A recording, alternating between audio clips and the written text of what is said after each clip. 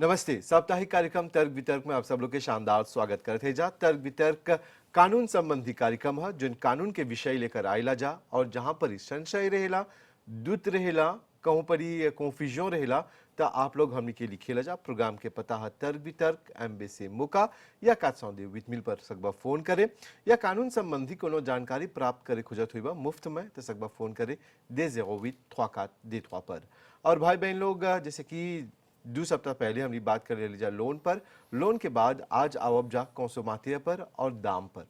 जनबे करला कि कंसोमातिया जो है एगो बहुत जरूरी अंश है एगो इकोनॉमी चलाई में। कहे कि जब कंज्यूमर्स रहेला तब एगो ट्रेड बनेला, बिजनेस चलेला। और जिस जानना जा कि demand and supply economics term है, यानी कि जब डिमांड बढ़ जाला तो सप्लाई जोन बा ओके चाह बढ़ाई के, सप्लाई नहीं बढ़ेला तो प्राइस इलास्टिसिटी के मुताबिक जोन बा दाम बढ़ले चल जाला। और आजकल दिखत है जा कोविड-19 के चलते ढेर मना दाम जोन बा बढ़ गल बा, एकर पीछे ढेर मना कारण आवेला। तो आज हवे कारण पर देखब जा, लेकिन सबसे पहले कानून के नजर में एगो कंसोमातिया के है, यही पहला सवाल पूछब जा हमने के मेहमान से जो हवन कपिल देव रघुनंदन जी। कपिल देव जी नमस्ते। नमस्ते जी। प्रोग्राम में तोहर स्वागत है। शुक्रिया। और कपिल देव जी गल बात कर लीजिए लोन पर, ढेर मना सवाल आल बातें लोन पर, गाहों पर इत्यादि, और शायद गाहों पर हमने बात नहीं कर ले रही जा,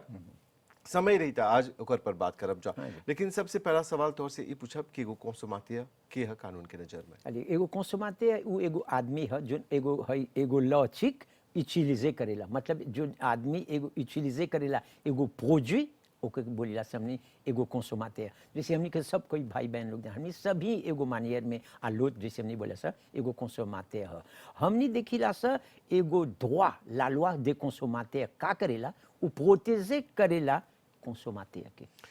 तो हई सवाल तौर से पूछब एगो कंसोमातिया के कौन कौन दुआ बातें। हाँ, एगो कंसोमातिया के बहुत सा दुआ बा। जब एगो चीज जब खरीजे तो देखिए ओके चाहेला कुकमा जो चीजवा जो है ओके बेचल जाता वो खरीजे था वो चीजवा ठीक बा। अब जे कब नहीं ठीक होएला तब ओके बड़ा सन वो कानून बा कि कौन कौन के देमस करे के चाहला। जैसे हमने के प्रोग्राम में आगे देख ले सर कंसोमातिया कैसे ओकर एचपी हाई परचेज सब में आवेला कौन कौन ओकर दुआ है। और मोरिस में कंसोमातिया लोग के दुआ रिस्पेक्टे होएला। देखो हम तो हमेशा एक एगो चीज है बड़ी कमती सकब बोले कि केस आवेला लाकूर में जहाँ कंसोमातिया के दुआ रिस्पेक्टे होएला। हमने बात करीला सा कंसोमातिया के कुमा जे दुआ ऐसन औसे बा में कब जेकब तो ओके कितना केस आवेला कि लाकूर में कब कहाँ डिस्ट्रिक्ट कोर्ट में या मजिस्ट्रेट कोर्ट में तो ऐसा केस डाला कहाँ कितना आवेला। खाली देखब एगो बरिस में हर स्टैटिस्टिक एगो बरिस में कानून है जुडिशियल पिबलिए करेला कौन कौन कालिते केस आवेला कितना आल बा समझ मगर कॉन्ट्रावेंशन कब देखब कंज्यूमर में बड़ी 5% नहीं बा। और जब कंसोमातिया के बात करते जा और जो दुकानदार के बीच में जो डील होवेला आगे तो आदमी जो बा कोकी देकर देवत रहन जा बॉटर सिस्टम करते जा कोकी देके सब्जी लेवत रहन जा। अभी देखते जा कि जब ह्यूमन सिविलाइज हो गल और जाके हमली पैसा के इंट्रोड्यूस कर ली जा तो एगो चीज आल जेकर नाम है दाम, यानी कि फ्री कौन सी कानून के नजर में। हाँ, जैसे तू है बोल रहा पहले रहा एगो सिस्टम बॉट है ओकर नाम है बॉट है, मतलब तू हमके कुमा जे एक बाल है चाउर दिला तो हम एक बाल सिपोजो है लाफागिन दिली ऐसे एगो सांसे कर से कर बॉट है एक्सचेंज बोला ऑफ गुड्स ई बॉट है। मैं जैसे बोला फ्री कौन सा फ्री ई एगो कुमा जे पे करे के चाहला एगो प्रोडक्ट के कौन ओकर वाले है। और एगो वाले कैसे उ नापल जाला कि एगो दाम बढ़ाई की माना कि एगो चीज बा अभी माना कि हई कारनेवा है ई कारनेवा के दाम निर्धारित कैसे होला के निर्धारित करेगा। हाँ, तो जब कब एगो आदमी ओके मन हो एगो फ्री डाल के एगो प्राइस टैग जैसे हमने बोला सा एगो है प्रोडक्ट में तो उ देखेला ओकर कॉस्ट ऑफ मजे कितना ओके बनाई के कितना ओके पैसा लगेला ओकर मैन्युफैक्चर करे ओकर डिपेंस करू के सब प्रोडक्ट का पागे हो जाला बेचे के तब हुआ दिखेला सब काट उठ के ओकर मजे डिपेंस तब अब आमेना ओकर मार्जिन दे प्रॉफिट सब डाल के तब बोलेला कितना उ बेचे। अच्छा, हमनी के जेनेरेशन दूसरा जेनेरेशन वाल छोटा में हमनी के जोन बातें 500 मिले लेकुल जाए के फिर ओकर बाद 1 रुपया फिर 5 रुपया हाउ पैसा के बड़ी मोल रहल। पर आज देखत है जा कि कोविड-19 के चलते सब दाम जोन बा बढ़ले जात बाते ता ई दाम के बढ़ाई में कबो भी सब दाम बढ़ाई या एगो लालवा है हमनी के देश में जमे से जोन प्री कंट्रोल करेला? हाँ कोनो हमने के बा है हमने के देश में फ्री लालवा है जोन कंट्रोले करेला कि कितने गो है एगो चीज चाहला बेच के कितना है मैं 3 कार में कंट्रोल में कि हमने के कानून बा का हम के नहीं लोकेला कि कुमा जे एगो कंट्रोल दे फ्री होएला parce que देखा एगो बोली के भी देखा ça को l'exemple जब les 10 à les 12 janvier से देख बहुत सा commodité consommateur के एगो लॉजिक जोन बा augmenté होई लगल बा यही 10 और 12 janvier से फिक्स एकर कारण का है? एकर कारण जे आवता कि हमनी के देखले सा ई ऐसन प्री मौके होवेला ओस दे प्री parce कि हमनी के बा ई प्रोजेक्ट जोन बा एगो एग्जांपल ले तो आई के रिपोर्ट करे के हमनी के देखा हई बरिसवाना हो 2021 में हमनी के environ diesel हई और हई लेसेंस 10% नहीं कुमा जे चढ़ गल बा काहे बोलन सन दूसर देश में कुमा जे ओकर कुमा जे फ्राइट कुमा जे अभी फ्रेट देखब सा ओके कुमा जे एकुते पोजुआ के कुमा जे ओकर लेता में आने के बस कुमा जे हुआ ओके augmenté ou l'ensemble et quand il y a augmenté là et soi-disant économique comme dire terme में वो लोग ऐसे सर्वी करेला अच्छा जब इकोनॉमिक टर्म में बोला था फ्रेट हाँ ये फ्रेट कौन ची है? अरे जैसे देखबा कुमा अरे एगो चीज कुमा दूसर देश से हमने की 3 गो फैक्टर बा फ्रेटवा ही में बोलिया 3 गो फैक्टर बा जोन ग्रैपे करेला एगो प्री जैसे कि बा फ्रेट allez फ्रेट का होएला जब एगो दूसर का एगो पोजो कैसे काल कुमा जे तू अनबा साउथ अफ्रीका से लैंड पाकिस्तान से कहूं से तो वो आने लगा कंटेनरवा में ना तो कंटेनरवा के परिवा में जोन सब मसंजीजवा डालेन सन अब आने ला वो एक्सपोर्ट इंपोर्ट करे के आने के यहाँ तो वही चीजवा देखबा 3 हाला ओकर प्री मोटे हो गल बा अभी ओकर फ्रेट मतलब ओकर गुजवा जोन ट्रांसपोर्टे करके आने लन सन और दूसर देशवा में यानी कि हाउ डिपेंसवा जोन एगो कंटेनर एगो बाटू हाँ। एगो देश से निकल के हाई देश तक आल जरूर। हाउ जोन दमवा है उ बढ़ गल बा हाँ। मान ला कि हम मायपुर से है शहर हाँ। आगे पे एक अथरी 30 रुपये हाँ। जब उ बढ़ गल बा 3 हाला 90 रुपये यानी कि हाई फ्रेट फ्रेट वाली हाँ देखो बोला फ्रे हाँ। फ्रे बाटू मोते हो गल बा हइया फ्रेट हुआ नहीं फ्रेट FAET हाँ। नहीं तू खूब बोल रहे बड़ी हमारे से ज्यादा लिमन से एक्सप्लेन कर दे कैसे वो वहां से वो ट्रांसपोर्ट ले बा माइबू से आई बा 3 हाला ऊपर हुआ मजे चिकेतवा अब बढ़ गल बा यो कर फ्रेटवा आने के अब हमने देखले सा फ्रेट कब मज हो गल बा परी जोन आशा किनेला सा हई में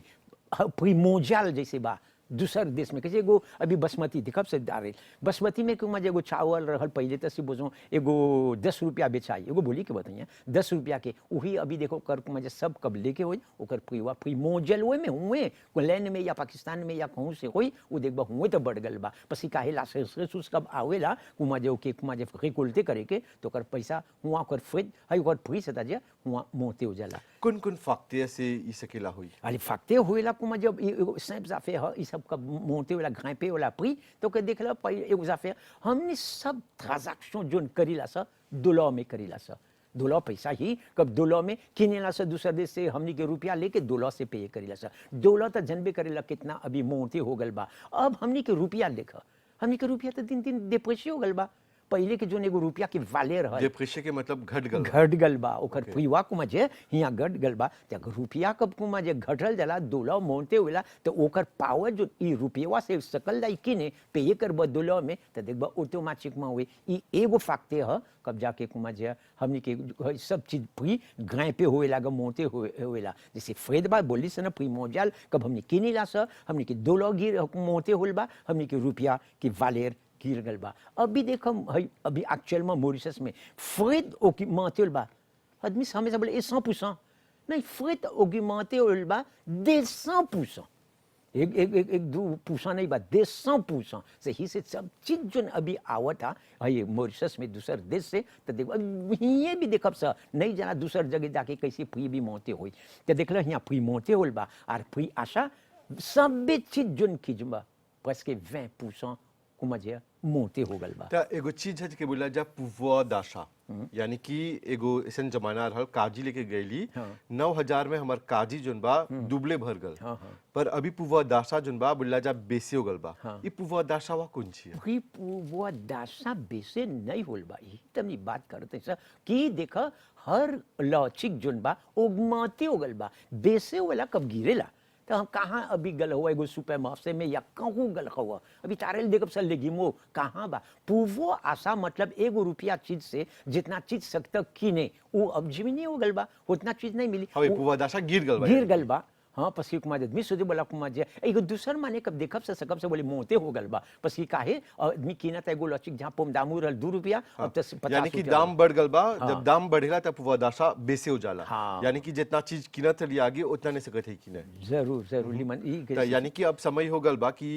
जोन बा हमनी के साथ ध्यान दे के हाउ जोन लाउचिवा किनीला जा हाँ। ओके रोबा हाँ। त उ जमेला हाँ। त अभी समय हो गल बा बातात मानिकवा रोपे के हाँ हाँ यानी कि ग्रोपवा भी जोन बा हाँ। उगेला हाली। काहे कि जहां तू काम करेला शहर में तो हर बिरोवा के सामने हो देखते ढेर कोई ग्रोपवा बेचेला हाँ। जोन फ्रे हा हाँ अली नहीं भी देखब सही हो जोली बोलत हुआ हाँ। अब हमने देखब से भी दाल पूरी भी लौची और म्हणजे कौन कौन चीज है कैसे महंगा हो यानी कि जाता सब एगो लासन है सब एगो लासेन है अभी हमने देखा था सब चीज जो पेट्रोलिए को पेट्रोल के कुमा जे एगो पोजुए कुमा जे है सबे जोन कुमा जे उमे आवेला देखबा सब पोजुए पेट्रोलिए मोते हो गल बा आला ओस जैसे हमने बोलला सा ओ कहे पसे कोई टैक्स इम्पोजे करेलन सन पोजुए पेट्रोलिए में तो सब चीज जोन पोजुए पेट्रोलिए के संगे जोड़ल बा वो देखो ऑटोमेटिक में कब पेट्रोल मोते हो जाला तो ओकरो पुआ मोते हो जाला अब हमनी कब देखा मोरिस नहीं तो अभी हमने जरा सा ई सोचत है जा जब के बता कि कोविड-19 के कारण ये सब हुआ था थे पर पेट्रोलवा तो जमीन के दिशा तो बराबर रहल पेट्रोलवा बराबर रहल उतने निकलन जा लेकिन कैसे प्रॉफिटे का थन जा नहीं नहीं तो कर cours des frais जैसे कुमाजे कुमाजे तू प्रोड्यूस कुमाजे ओकर हई लॉचिकुआ ऊ मोते हो गल बा कोविडवा के हई विषय में कब आवेला तो ऐसे तक मुझे 10 गालों पहले नहीं सुना खाना सब जो पेई पेट्रोलिया कब आने कितना लेसेंस कुमाजे टैंक से भरल बारेल। बारेल एक बांध कुमाजे मिले अब कहाँ देखो सोन्स बोलन सोन्स की कुमाजे जमीन में कम पेट्रोल कहाँ कोनो कोनो देशवा में कम मिला था तैसे पूरा देखिए सब मोते होला अभी देखो मॉरिशस में खाली एगो सुपर मार्केट में जाइबा पूरी देखबा लेचे के जो लापुद है जो दूध के हमने के है मुझे सर्वी करिया सा तो ऊ देखबो कर फ्री तो कितना है होता महंगा अब दूध कब है बेचाता हम जाने ला दूध बेचाता रहा सुपर मार्केट में सेल्फ में अरे देखबो 200 रुपया अभी तो देखत नहीं 250 215 हरे पीवा ऑटोमेटिक मक मजे बढ़ले जात बाटे। आली हम गईली बुढ़िया के संगे है कि नहीं आई सुबह मासे ओ अकोम्पाई करते ऊ ही तेल जो हम देखत ली पहले अरे 50 रुपये से कमती रहल अभी तो देखा 67 तल बा और एगो जो जिलविल जोली वो तो छुईबे नहीं करबा वो तो 200-300 रुपया के ओकर पीवा ये देखला कौन कालिते हमनी के कंसोमाते सुफे होता और ये हमनी के प्रोडक्ट दे बाज वैसे जिलेलापुर जैसे हमने बोला सर और जिलविल वो सब तो हमनी के चाहला सेवी करे के और मोटे होल बा un peu près 5% से आलबा आर हमनी के देखिला से ई तरह जोन बोली बासमती के राइस बोला जी बासमती एगो लेपोक बासमती के सभी भाई लोग खाई अभी जी राशियों कहाँ आदमी बोले अब खाई बोले ई तक मुझे मुर्गी खाला हमनी कहाँ से कब से खाई अब नहीं खाते रहल अब देखो जब हमें एगो लेपोक आई ऐसा ऐसा अनमा जी भाई जोन बा है के राशियों वो भी देखो भाई बढ़ते जाता अब जो बासमती में बोला का बोलियन सन अरे लाइन में आल एगो लेको लासे संगल हाल पाकिस्तान में आल हिंसे दुगो लंदवा से हमनी अपन बासमती आंसर और बोलन सन कुमा जे ई ओकर प्रीमोते हो गल बा त ओकर फ्रेट सब लेके अब देखिए आज से जेब बास भाई में हई सुपर मार्केट में देखब बासमती के भाई प्री त मोते हो जाता यहाँ हमनी के भाई जोन कंसोमाते बा उ लोग कुमा जे पास मिजे होता एक बार प्रोडक्ट जोन हई फ्रीगोरिफिए बा फिगो जैसे हमने के बा मांस मछली बा वो फिश बॉल एक बार देखे तक मैं हम तो खुश हम तो विजिट हो यहीं आई कब जाते हैं देखते हैं इससे कुमार है अच्छा आँख देखे कि ऊपर फ्रिजवा में कितना बेचता अरे तो फिश बॉल जो हम देख ले रही पहले तो देखते हैं ऊपर तो पीवा हई मोटेल बा हई जोन बा सेब जाफे बुतेई हई खौतों में देख बा जी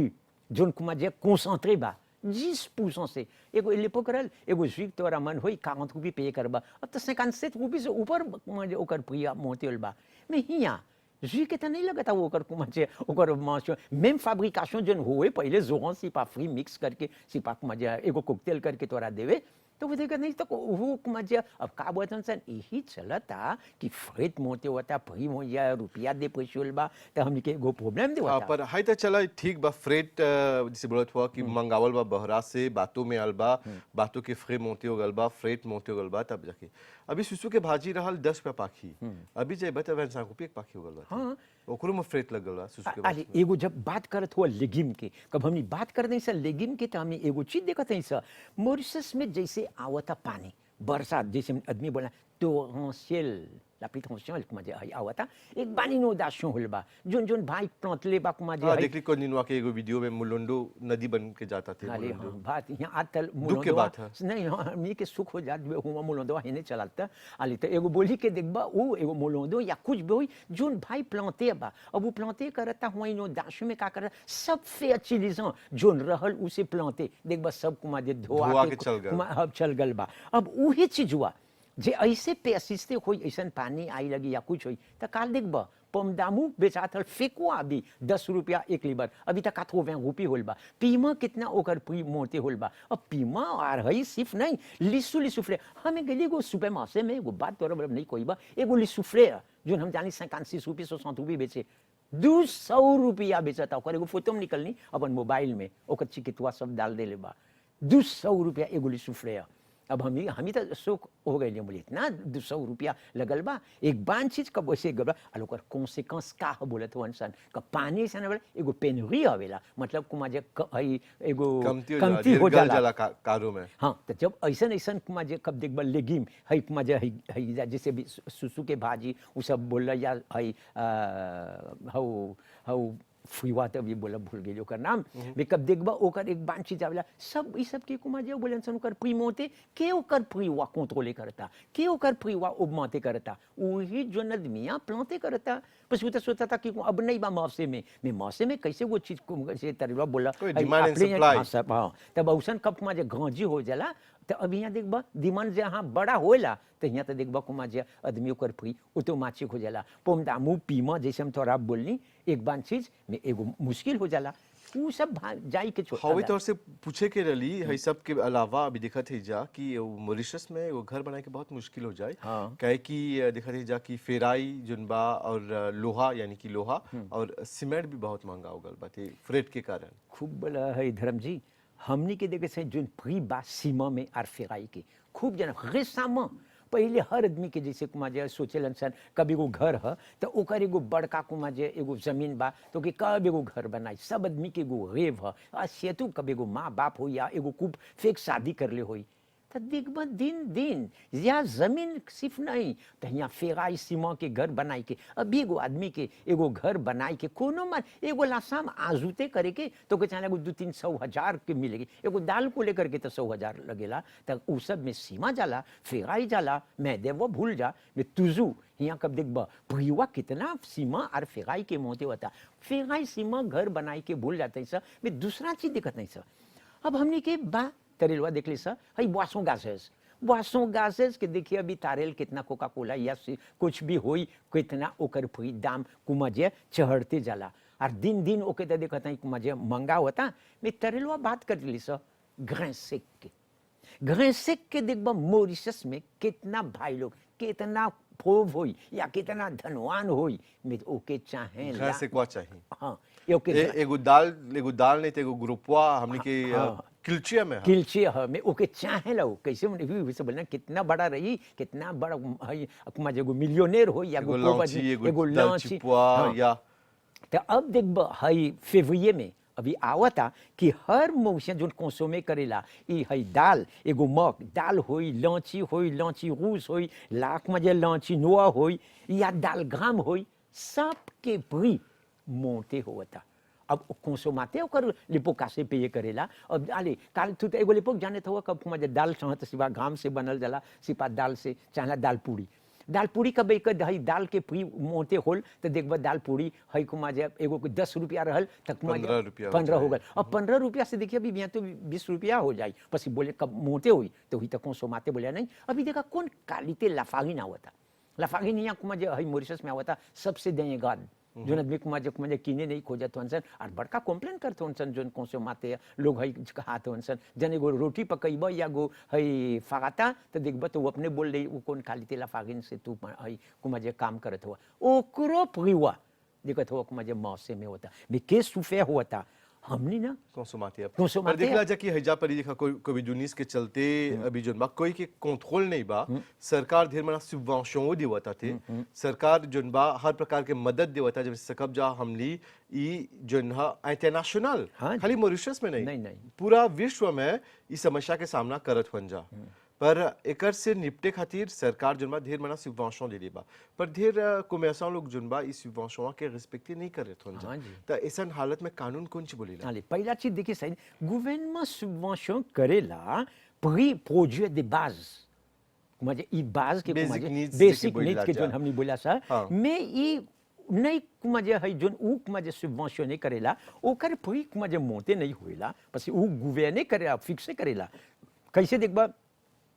अभी जब ऊ एगो म्हणजे एगो prix एगो प्राइस टैग जैसे डाल देले बा ऊ में कि बेचल जाला था ऊ देखबा मार्केट में कब subvention नहीं करेला एगो कंट्रोल बा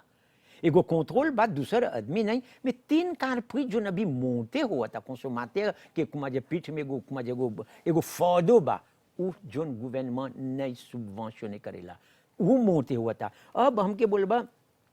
इस subvention के काहे कौन बगल कानून है जोने उ डालेला उ कंट्रोल करेला अपन होला में जोन ओकर बियॉन्ड ओकर कंट्रोल है जैसे भई बा बस उ त subvention नहीं करेला उ त नहीं सके फिक्स करेला त हिया कॉमर्सन का करेला उ फिक्स करेला आगो सादवाद ओकर कैसे मन बा हिया डाले के एगो पुई ते एगो पुई डालेला त ओकर बा कानून ओकर है के में नहीं बना जोन जहां नहीं उस subvention नहीं करेला ओकर पुईवा कितना जाए के चाहेला पर अभी देखा बनाने से पहले जोन बा सरकार जोन बा जोन खांसी के गोश्त रहल और जोन मूतों के रहल भेड़ा के गोश्त के फिक्से कर ले रहल हाँ। एगो दाम दल ले रहल हमर देखे में 280 किलो हाँ बोला पर बेचाल त बहरा था हो जा पर 300 लीबर बेचाल हाँ, ई 600 सच है, में हाँ। दुबले बेचाल हाँ त कोनो कानून नहीं बा जोन सकी बेये करे कि रिस्पेक्ट होता कि नहीं जानेला हमनी के बा कंज्यूमर प्रोटेक्शन है मजे है सेक्शन कि चाहत उ लोग के देखे के मैं कितना हम तो हमें पूछला ही में हमू तो दिन रात हैं कितना केस आवेला लाकूर में कहाँ देखत हुआ कि एगो आदमी को मजे एगो केस कर ले बा मजे या एगो कॉन्ट्रवेंशन मिलल होल बा कंज्यूमर है के बेचता कंज्यूमर कि ओकर केसवा आल बा लाकूर में आल बा एगो लमान पे ये कर बा कितना एगो दिन रात तो सुनत हुआ इतना के ले बा कॉन्ट्रवेंशन इतना के ले बा कुमा जातिल मैं कितना के साल बा लाकूर के आगे कि तू काल हमके बोल भाई लतबा में पटक के बोले देखो इतना तो आल बा इतना में निकाल नहीं सा खाली सुनत हुआ कि ही खातिर आदमी का करेला आ गोसा दुआ जैसे तरवा बोली ना ओके कुमार ओकर फ्री जैसे ओके मन होई डाले के हमने के बा इंस्टीट्यूशन हमने के बा सकते हमने के मिनिस्टर कॉमर्स बा उ सब ओकर काम है कि देखे के आ सिम सब देखेलन सन मान खई बा एसोसिएशन कंसोमाते के ओकर दुआ देखेला में कहाँ सन केस आवेला कि कहाँ देखबा प्री जैसे चलेला उसे हमें प्री में कंट्रोल नहीं बा सिंपल ये वर्क में जो है ओकर कंक्लूजन हम आई बोले को जाता है कि कब ऐसा नहीं केस में आवेला कंसोमाते पर ई भी है ना कपिल देव जी मान लो कि एगो रोटी बेचाला एगो बागेट बेचाला 6 रुपया ओकर फ्री फिक्से है अब एगो को में ऐसा 8 रुपया में बेचता थे 2 रुपये जस्ती बेचता थे बस कि वो सांझ के रोटी आने बा तोरा एगो कान सर्विस करता थे पर हैजा पर ही हम जब एगो आववे आवोका के देखे 50,000 दे पहुंचे करे 2 रुपया खातिर तब वही से आदमी बोला छोड़ दे नहीं ई हम बोलती नहीं सोची ऐसे बस कि हमने के कानून बा नहीं बतिया तोरा ऐसा काम में अब का दे सिर्फ घर उर काजो दे में हमने के एगो स्मॉल क्लेम ट्राइब्यूनल है ओकर नामे में है डिस्ट्रिक्ट हर डिस्ट्रिक्ट कोर्ट ही कमुआ करेला स्मॉल क्लेम ट्राइब्यूनल जाई हुआ अपने सके अपन केस सही करे हई दे बात करे अपने केस अपन प्रेजेंटे करे नहीं चाहे अब का वो कोई के कुछ नहीं एक बार भाई हमने के एक फितार एक दिन आप सब कब हमने ट्रिब्यूनल देखब स लाकू देखब स तो ई एगो बा केस जहाँ के एगो आदमी 100,000 के कमती बा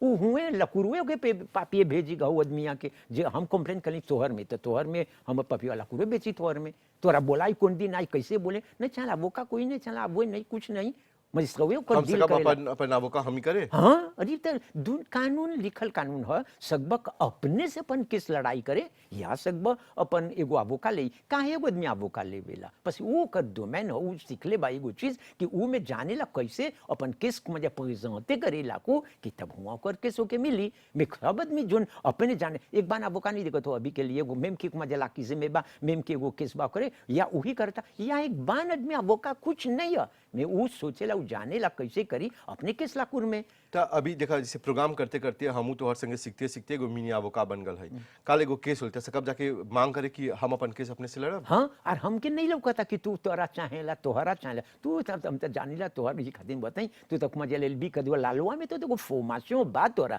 जो आदमी के फॉर्मेशन है ये तो प्रोग्राम में कितना मजा केसों हमरे पूछ ले हुआ या हमके बोले हुआ या हमके जोन भाई सुनेला कि कानून का और हम तो सब कोई के ज्वाइन करीला सीमा में के बोलेला तो तू तक मजा को वकील के कम नहीं हुआ तो वो कई चीजवा से काम के नहीं लगता कैसे अपन के हाँ एगो किस टेक्निकलिटी एगो पॉइंट दे दुआ रही जहाँ नहीं सकब जाने तब एगो अवोका के देखबा ना तो ऐसे जैसे तू हम तो बोलते खूब अपन के अपने सकब तू दे पान करे। बस एगो बड़ा अजीज बा जे कि बोला जब बखत बखत हमनी के फिनी होता थे अंत में कौन सुझाव देबा हमनी के कौन सो मातिया भाई बहनों हम तो बोली देखो मजा एगो चाहे एगो मेकानिज्म आने के चाहे एगो कंट्रोल करे के कि नहीं सकल जाए ऐसे कंसोमाते के ले दो में आदमी दूसर कोई आदमी मजे है कंसोमाते के